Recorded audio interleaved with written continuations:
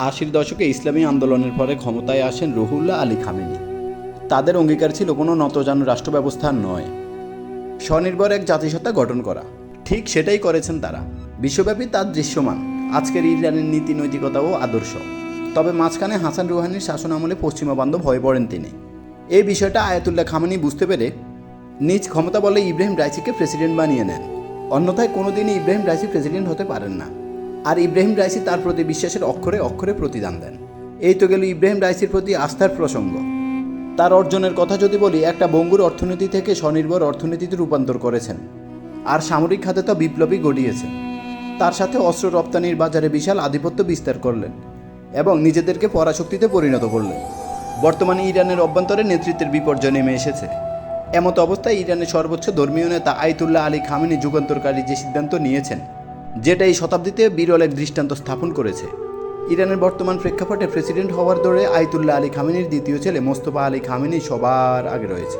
আর Ayatollah আল Khamenei তার ছেলের ব্যাপারে বরাবরই বিরোধিতা পোষণ করে আসছেন। তিনি মনে করেন মোস্তফা আলী খামেনি এই পদের জন্য যোগ্য না। তার দ্বিতীয় ছেলে মোস্তফা আলী খামেনির সঙ্গে পশ্চিমাদের সঙ্গে কৌশলগত সম্পর্ক রয়েছে, এমনকি তিনি ইরানের সংস্কারপন্থীদের মধ্যে একজন। নেতা কাহাকে বলে দেখুন, নেতা আপনাকে বিনম্র সালাম এই যুগান্তকারী সাহসী সিদ্ধান্ত নেওয়ার জন্য। তিনি নিজের ছেলেকে কোনোভাবে পরবর্তী খামেনি হিসেবে দেখতে চান না। গত 2 দিন আগে আয়াতুল্লাহ আল খামেনি ঘোষণা দেন যে যখনই তার ছেলে প্রার্থিতার ফর্ম জমা দেবেন, সাথে সাথে তিনি তার ছেলের প্রার্থিতা বাতিল করবেন। কেন আয়াতুল্লাহ খামেনি কোনোভাবেই চাচ্ছেন না তার ছেলে তৃতীয় ধর্মীয় নেতা হোক? এটার পেছনে ঐতিহাসিক একটা বিষয় জড়িত রয়েছে, আর সেটা হলো ইরানের ইসলামী বিপ্লবের যিনি মূল নায়ক ছিলেন, তিনি হলেন আয়াতুল্লাহ রুহুল্লাহ খামেনি। তিনি ইরানের প্রথম সুপ্রিম লিডার ছিলেন। তিনি একটা নিয়ম করে গিয়েছিলেন। তিনি বলেছেন পরিবারতান্ত্রিক যে শাসন ব্যবস্থা, সেটা অবৈধ রাজতন্ত্র। যখন বংশগত লোকজন ক্ষমতায় আসে, তখন অযোগ্য ব্যক্তিরা ক্ষমতায় বসেন। আর এমত অবস্থায় এটা আদর্শ ইসলামী রাষ্ট্র পরিচালনা করা সম্ভব হয় না। এমনকি আয়াতুল্লাহ রুহুল্লাহ খামেনি তার সন্তানদেরও সুপ্রিম লিডার বানায়নি। তার সন্তান আহমদ অত্যন্ত বিজ্ঞ এবং বিচক্ষণ ব্যক্তি ছিলেন, সৎ ব্যক্তি ছিলেন। তখন তিনি সুপ্রিম লিডার হওয়ার মতো যোগ্যতা সম্পূর্ণ ব্যক্তিত্ব ছিলেন। কিন্তু রুহুল্লাহ খামেনি পরিবারতান্ত্রিক ক্ষমতায়ন না করে আয়াতুল্লাহ আলী খামেনিকে দ্বিতীয় সুপ্রিম লিডার হিসেবে নিযুক্ত করেন। আর আয়াতুল্লাহ খামেনিকে বলে দিয়েছেন যে তুমিও তোমার বংশধর থেকে সুপ্রিম লিডার বানাবে না।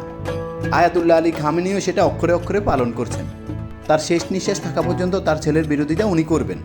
এখন প্রশ্ন চলে আসে, আয়াতুল্লাহ আলী খামেনি তাহলে পরবর্তী প্রেসিডেন্ট কাকে বানাচ্ছেন? আয়াতুল্লাহ আলী খামেনি নতুন যে প্রার্থীকে তুলে এনেছেন, উনি হলো জনাব আলী রেজা আরিফিন। আলী রেজা আরিফিনের বর্তমান বয়স 64 বছর।